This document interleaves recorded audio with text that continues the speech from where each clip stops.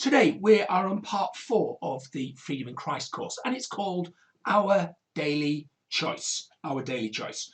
And that will become a lot more apparent when I get to the fourth of 4 areas that I'm going to be chatting about today. The first thing I want to say is, or remind you about, I said it earlier, is that Christianity is not a belief system.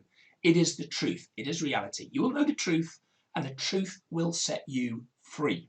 And that's what this course is all about, knowing the truth and being set free. So, first thing I want to talk about is, as we become Christians, what changes? What's the reality that as we become a Christian, it's not just, oh, right, I'll believe this, I'll believe that. There's actually a tremendous change, a radical altering, a transformation that happens in us at that moment. What changes? You become spiritually alive.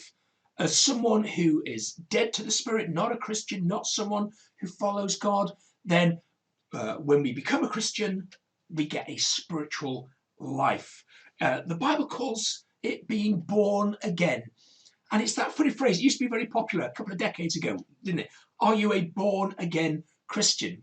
And we tend to shy away from that phrase now with good reason, because it doesn't really mean very much to a lot of people. Because if you're a Christian, really, you are born again. But let's stop for a minute and think. Jesus used those words for a reason.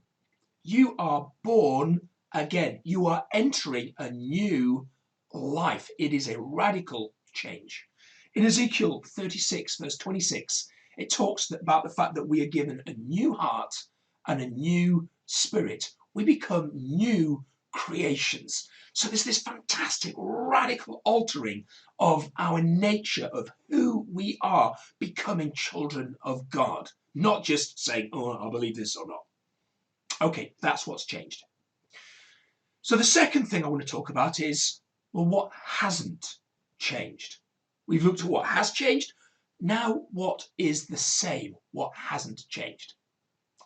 First thing that hasn't changed is this. The physical flesh. Our bodies have not changed. We are still susceptible to weaknesses. We're still susceptible to getting ill, to COVID. That hasn't changed, although God can bring healing. But the other aspect that hasn't changed is something else that the Bible calls flesh. Not just the physical flesh, obviously this is my flesh, but the Bible talks about having another type of flesh. Some of the modern translations call it our sinful nature. And that's kind of a bad translation, because really it is no longer our nature as Christians to be sinful. Remember, we talked about it a couple of weeks ago. We are saints who sometimes sin. Our nature is now that we are saints. However, we still have the flesh, which you could call a sinful tendency. The Bible talks about all kinds of things that are sin. Ones that you'd instantly recognize, like murder and theft. Don't kill, don't steal. That's pretty clear. But then there are lots of others that the Bible talks about as sin. Things like anger, envy, adultery, selfishness, addictions. And we still have a sinful tendency. I still get angry sometimes. I still get envious sometimes. I still act selfishly sometimes. I can't pretend that I don't.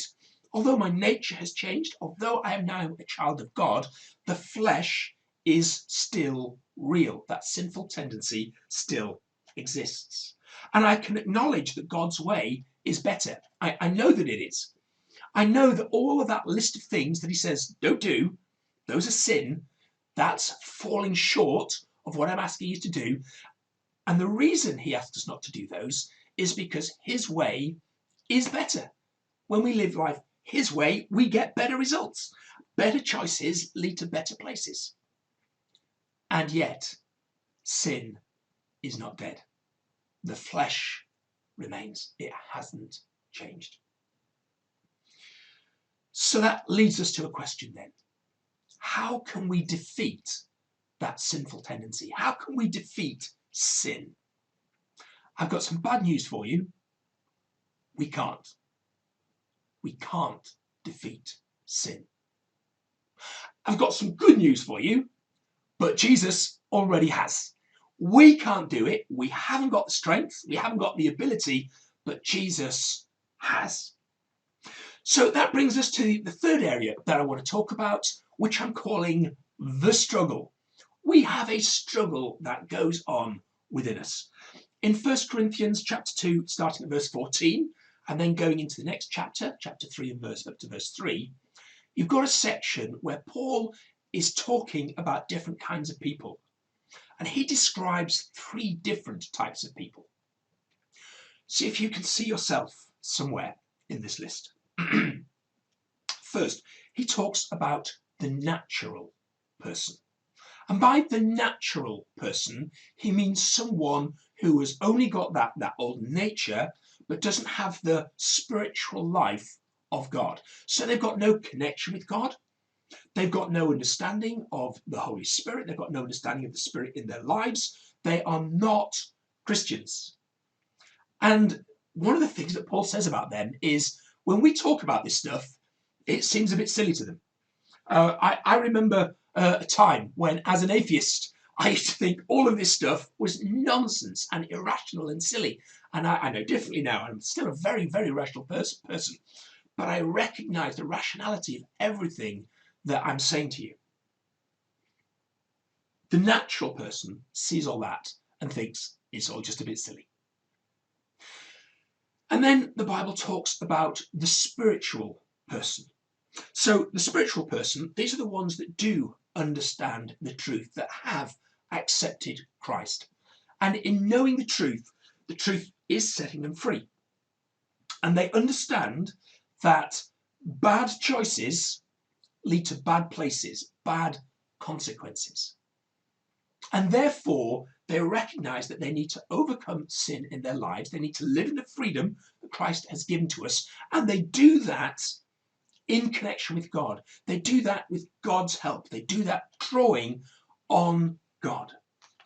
So that's the spiritual person. They do overcome sin, but they do it with God's help.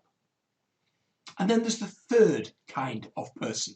Now, depending on which translation of the Bible you read, they're sometimes called carnal people, or people of the flesh, or worldly people, or people who don't have the Spirit.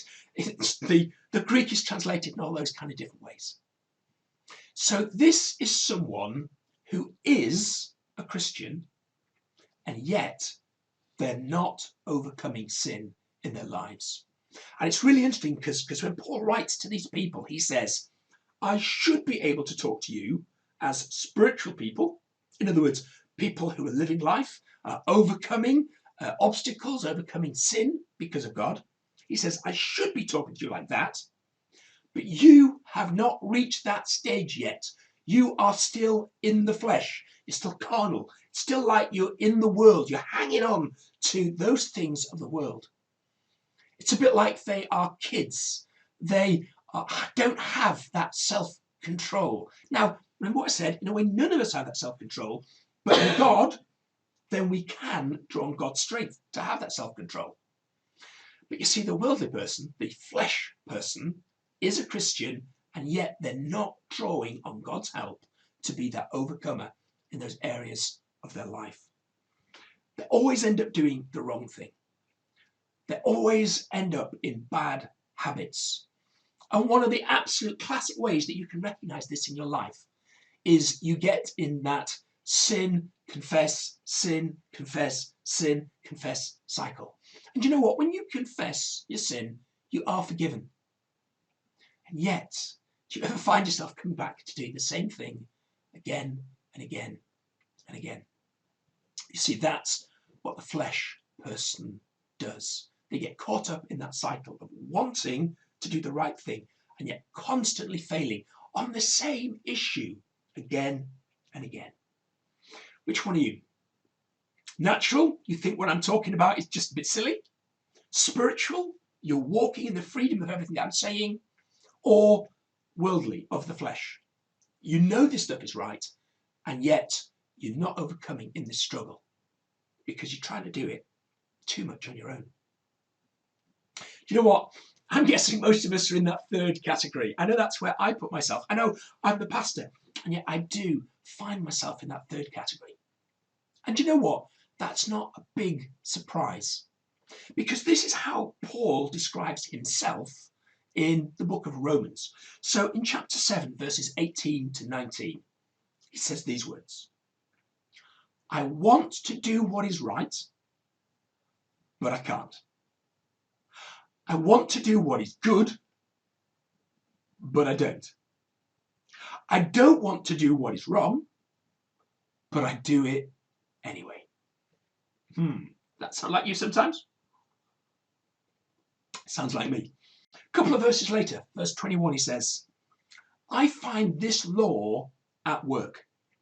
Although I want to do good, evil is right there with me. And he basically says it's an awful situation to be in. But he doesn't leave it there. He gives us the answer. At the start of chapter 8, verse 1 and 2, he says this: There is no condemnation for those who are in Christ Jesus, because through Christ Jesus, the law of the Spirit who gives life has set you free from the law of sin and death. So first of all, there's no condemnation, but also there is a law of the Spirit of life, which sets you free from the law of sin and death. There is a higher law than the law of sin and death. Why am I talking all about these laws? What's important about these laws? Let me change it into a law that perhaps you're more familiar with. You've ever heard of the law of gravity? We have the law of gravity, the force of gravity. And that is a constant force. It drags us down. It holds us down. It stops us escaping. We feel that weight on us, and it is constant. And yet, if you get on a plane, there is another law at work. There is the law of lift.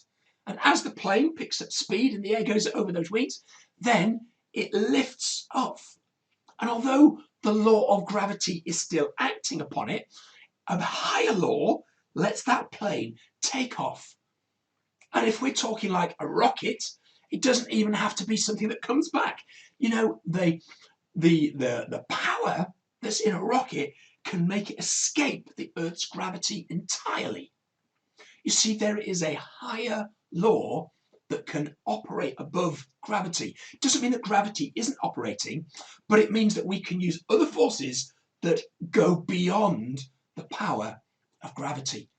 The law of the Spirit has set you free from the law of sin and death. Okay, that law is still at work. That sinful tendency is still there. That's why we repeatedly fail. And yet, if we turn to the higher law, then we can overcome the law of sin in our lives. And that's where we're at in this struggle. Are we turning to this higher law? Are we turning to Jesus? Are we turning to the Spirit? Or are we trying to do it all for ourselves? You know, if you're going to use a plane to overcome the law of gravity, you have to choose to get on the plane. The fact that the plane can overcome gravity does not mean that you do overcome gravity, because you might not get on the plane. The fact that the planes are there for you to get on isn't the point. It changes when you get on the plane. The law of the Spirit of life that gives you the freedom, that exists. But unless you turn to that law, unless you activate that law, unless you turn to God to receive that strength of the Spirit, then the law of sin and death drags you back.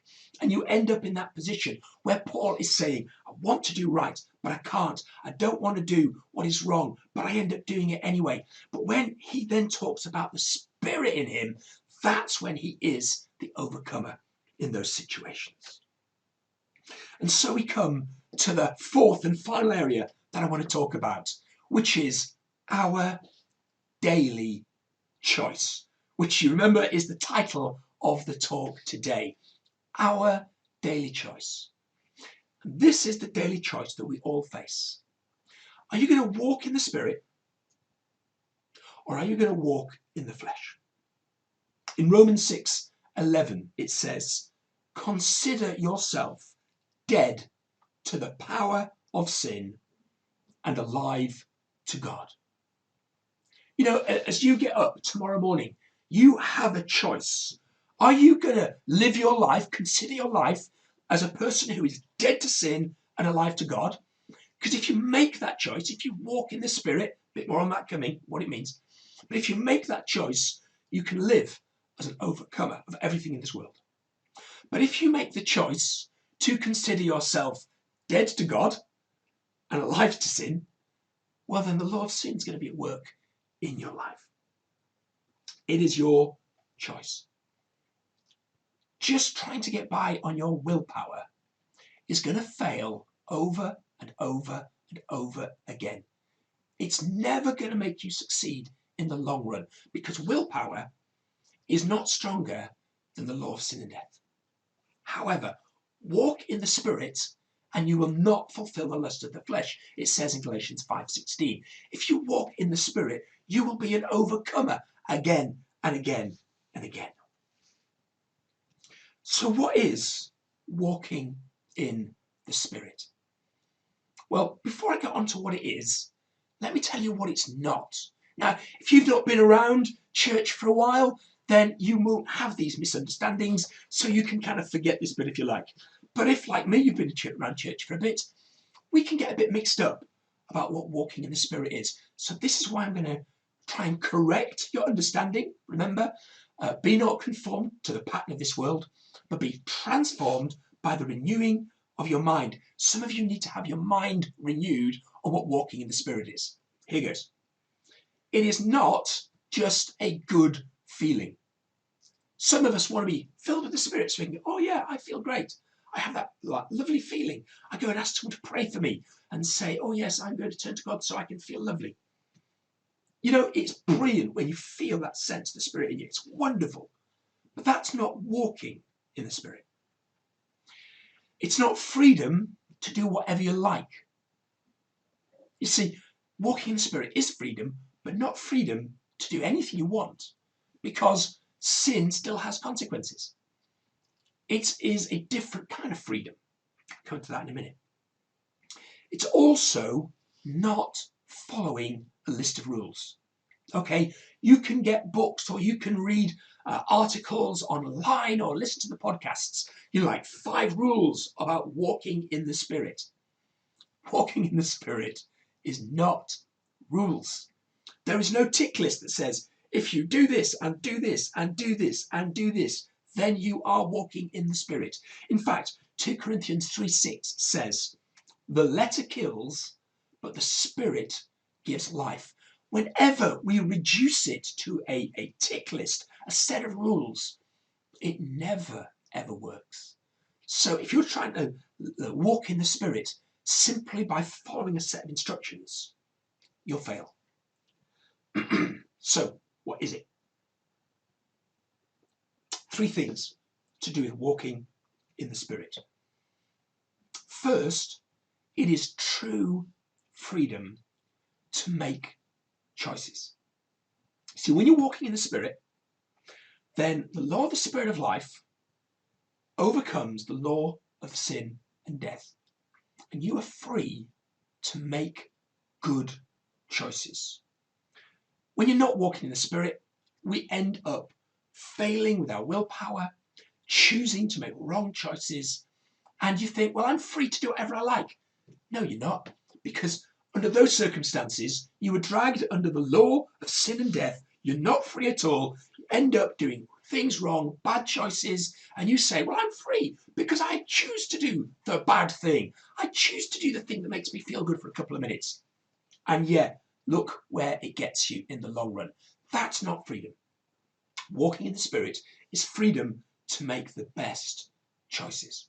That's the first thing. Secondly, walking in the Spirit is being led by God. Okay, so the Spirit wants to nudge you. The Spirit wants to give you direction. It says in John 10:27, Jesus said, my sheep hear my voice. Now, I'm not saying you're going to get words in your ears. You're not going to hear voices, although some people have. I've never heard the voice of God in an audible way. But when I'm walking in the Spirit, I get that nudge from God about what to do and what not to do. So I'm not just going on my own ideas. I'm not just going on my own feelings, but I have that message from God, that leading from God to help me too. And lastly, walking in the Spirit is walking at God's pace in the right direction. Walking at God's pace in the right direction. God has a fabulous future for you. God has an awesome position for you. God wants you in heaven looking back at the wonderful things that you achieved in your life. And he will lead you into that. If you walk in the flesh, you'll go nowhere near that. You will constantly be dragged away from the direction that God has for you. But if you walk in the Spirit, you will know God's direction and you will follow God's direction. But walking in the Spirit also is doing it at God's pace. God knows what speed you need to go at. He knows where you're at. He knows your next step to get on the right path. He wants to give you that next step. Listening to this talk is part of that step for you. So let's start to round things off. I'm talking about our daily choice. Our daily choice is, do you walk in the Spirit or not? And or not means you're walking in the flesh. You don't have a choice. There's no third option. You're either walking in the Spirit under the law of the Spirit of life, or you're walking in the flesh. You're walking in the law of sin and death.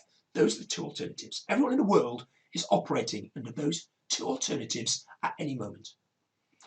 That's why it's a daily choice. You can make that choice today, but you also have to make that choice tomorrow and the day after and the day after. You know, you can make that choice in the morning and then by the afternoon have changed your mind. In every moment where you face a decision, you face a choice. Am I going to walk in the Spirit or am I going to walk in the flesh?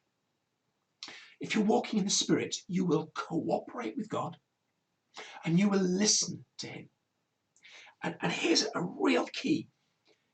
And don't try and do it by resisting the flesh. Remember what I said at the start. How can we defeat sin? Answer, we can't.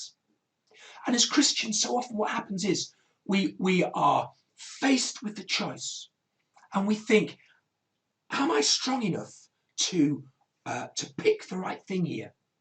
And the answer is, very often, you're not. And so you give in and you make a bad choice. And what God says, you've got the wrong choice in mind. You think your choice is my willpower strong enough to overcome, or is my willpower not strong enough to overcome? That's not the choice that God puts before you. The choice is, are you going to turn to the Spirit at that point, or are you going to stay in the flesh? Are you going to turn to God at that point and start walking in the Spirit of life? Are you going to, at that point, call on the higher power, which is bigger than the law of sin and death? Are you going to get on the plane and overcome gravity? Because if you don't choose to get on the plane, if you don't choose to turn to the Spirit, it's in that moment that you fail and start walking in the flesh. That's your daily choice. As the course goes on, I'm going to give you some strategies about how to know to turn to the Spirit in those moments and to overcome those things. So I'm not saying this is the whole answer, but you've got to understand this is the foundation of the answer. It's your choice. It's your responsibility. I wish I could make the choice for you. Do you know what? I wish that I, as the pastor, could pray for you that you would all make the perfect choices this week, and that's how it would work. But it doesn't work that way.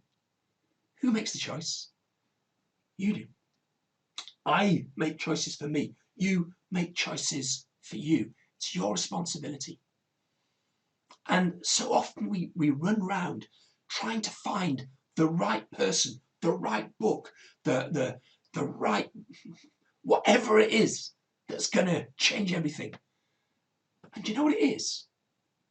It's actually just your choice in that moment. Do you walk in the Spirit or do you walk in the flesh? And the wonderful thing is, that means you've already got what you need. You don't have to run around looking for the right person to pray for you, or the right book to read, or the right sermon to listen to. You don't need something extra. You're not lacking something in order to be an overcomer over these things. You've already got it. What you just need to do is make the choice in that moment, not by willpower, but make the choice to walk in the Spirit and not in the flesh.